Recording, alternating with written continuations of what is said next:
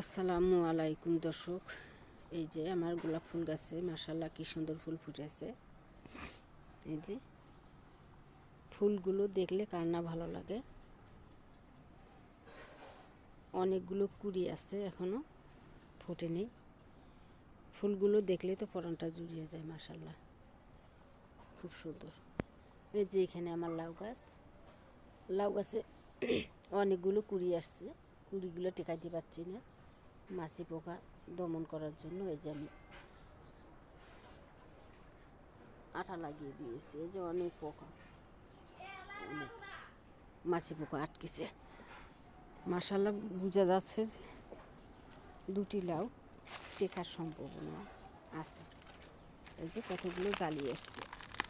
এই যে মাশাআল্লাহ,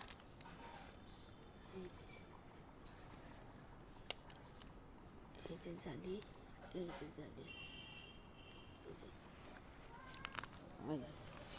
এই যে লাউ, এই যে ছোট ছোট জালি, এই যে জালি, লাউ জালি আসছে। মাশাআল্লাহ দেখে তো পরানটা জুড়ে যায়। মাছি পোকা দমন করার জন্য যে আঠা লাগিয়ে নিয়েছি আমি।